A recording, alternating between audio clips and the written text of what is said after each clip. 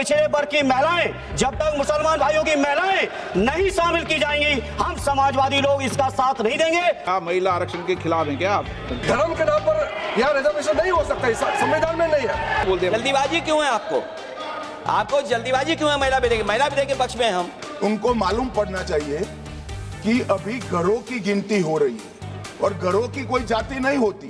धर्मेंद्र यादव जी आपको देंगे। धन्यवाद अध्यक्ष जी। पहले सबसे पहले आपका मैं अपनी पार्टी और अपने नेता आदरणीय अखिलेश जी की ओर से ये जो तीनों ही के तीनों बिल आए हैं, संविधान संशोधन बिल, परसीमन बिल, संघराज्य बिल, तीनों ही बिलों का पुरजोर विरोध करता हूं सभापति जी, और संवैधानिक आधार पर करता हूं। देश के संविधान में हम संसद को पावर इस बात की दी गई है कि संविधान की सुरक्षा करें, सुरक्षा करें, लेकिन सभापति जी आज एक ऐसे बिल आए हैं कि हम लोग संविधान को ही तोड़ना, मरोड़ना, फोड़ना चाह रहे हैं, और इसका हम समाजवादी पार्टी के लोग पुरजोर विरोध करते हैं। सभापति जी, विरोध के आधार हैं सभापति जी, जिस तरह से डिलिमिटेशन को जनगणना से पृथक किया जा रहा है, ये मैं समझता हूं संविधान की भावनाओं के पूरी तरह से विरोध में है। जिस तरह से महिला बिल के नाम पर महिला बिल की चाशनी, अध्यक्ष जी एक मिनट तो देना पड़ेगा अध्यक्ष जी, नहीं देंगे, दीजिए। ऐसे नहीं महिला बिल की चाशनी के नाम पर जो हाल कश्मीर का हुआ है, आसाम का हुआ है, वही हाल पूरे देश के करने का जो प्रयास है, हम संपूर्ण विपक्ष की ओर से इसका हम पुरजोर विरोध करेंगे। सभापति जी एक आधी बात और, इस बिल के अंदर जब तक पिछड़े वर्ग की महिलाएं, जब तक मुसलमान भाइयों की महिलाएं नहीं शामिल की जाएंगी, हम समाजवादी लोग इसका साथ नहीं देंगे।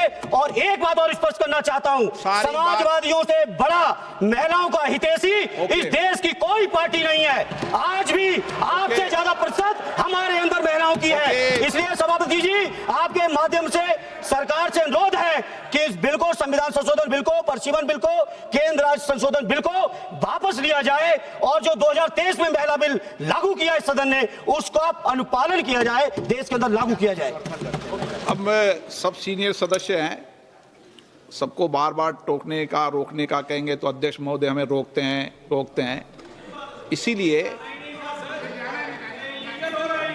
क्या महिला आरक्षण के खिलाफ हैं क्या आप?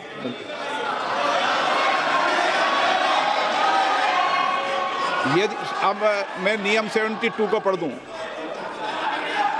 नियम 72 को पढ़ दूं, एक मिनट एन के प्रेमचंद्र जी, नियम 72 क्या कहता है ये पहले सबको स्पष्ट कर दूं। यदि किसी विधेयक को पुनर्स्थापित करने की अनुमति के प्रस्ताव का विरोध किया जाए तो अध्यक्ष द्वारा यदि ठीक समझा जाए और प्रस्ताव का विरोध करने वाले सदस्य प्रस्ताव को पेश करने वाले सदस्य द्वारा संक्षिप्त वक्तव्य दिए जाने की अनुज्ञा देने के बाद बिना अग्रतर वाद विवाद के प्रश्न को रखा जा सकेगा। परंतु जब प्रस्ताव इस आधार पर विरोध किया जाए कि विधेयक ऐसे विधान का, लेजिस्लेटिव कॉम्पिटेंस का, ऐसे विधेयक का विधान का सूत्रपात करता है जो विधायन क्षमता से परे है, तो अध्यक्ष द्वारा उस पर पूर्ण चर्चा की आज्ञा दी जा सकती है। परंतु ये भी है कि अध्यक्ष द्वारा वित्त विधेयक या विनियोग विधेयक को प्रस्तावित करने की अनुमति का प्रस्ताव तुरंत मतदान के लिए रखा जा सकता है। अब आपने रूल 72 में जिन्होंने नोटिस दिया है, आपने रूल 72 में ये टेक्निकल विषय उठाने का मौका दिया जा रहा है। मेरा एक बहुत विनम्रता से एक रिक्वेस्ट है, अभी जैसे हमारा समाजवादी ने कहा कि मुस्लिम महिलाओं का आरक्षण होना चाहिए, ये आज संवैधानिक बात इस तरह का रूल 72 में ना बोले। धर्म के नाम पर यहाँ रिजर्वेशन नहीं हो सकता, संविधान में नहीं है, इस तरह का बात ना करें।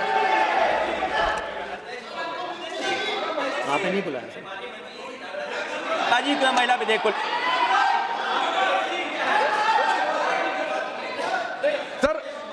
सर पूरा देश का महिलाओं के लिए बात करना चाहिए। आप मुस्लिम महिलाओं का क्यों बात करते हैं? ये राजनीतिक है, ऐसा मत कीजिए। आप पूरा देश का महिलाओं के लिए बात कीजिए।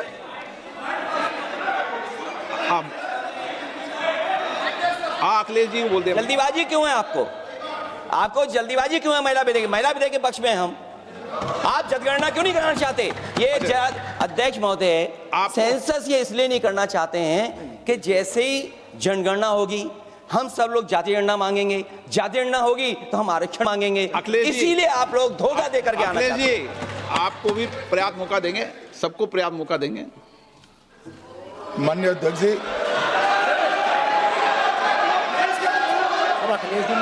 अखिलेश जी ने बोला, उसका जवाब दे रहे हो तो हाँ, उसी पे जा रहे हैं, उसी पे बोल रहे हैं।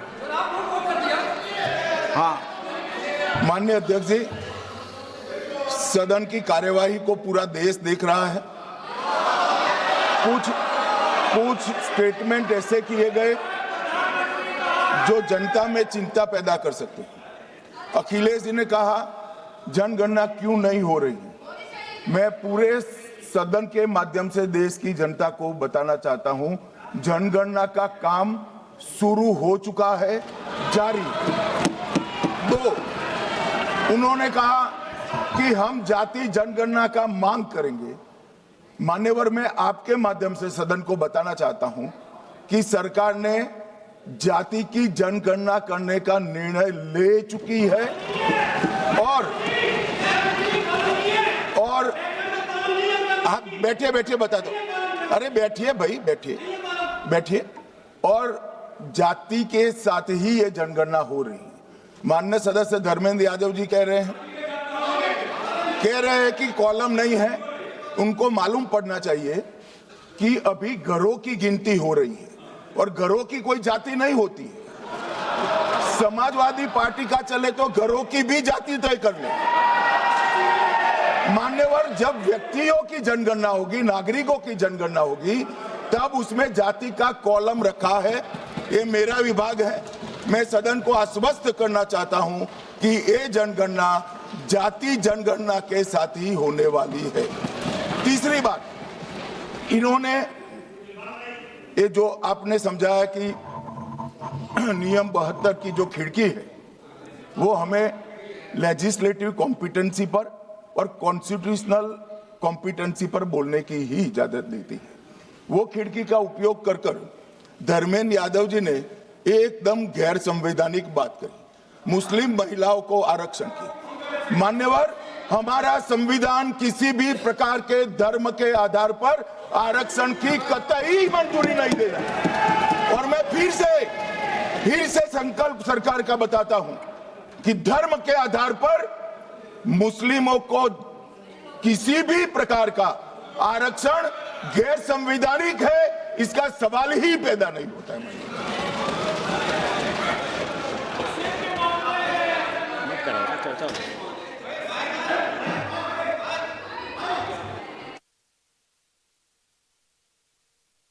It's not there. अध्यक्ष महोदय, अनडेमोक्रेटिक बात माननीय मंत्री जी ने कही। हो सकता है उन्होंने धर्म की बात कही हो, लेकिन पूरा देश आदि आबादी को आरक्षण चाहता है। अध्यक्ष महोदय, मैं माननीय मंत्री से जानना चाहता हूं कि मुस्लिम महिला आदि आबादी में नहीं आती हैं? नहीं होनी है ना, देंगे। समाजवादी पार्टी सारी टिकटें मुस्लिम महिलाओं को दे दे, हमें कहां आपत्ति है? हमें कोई आपत्ति नहीं है।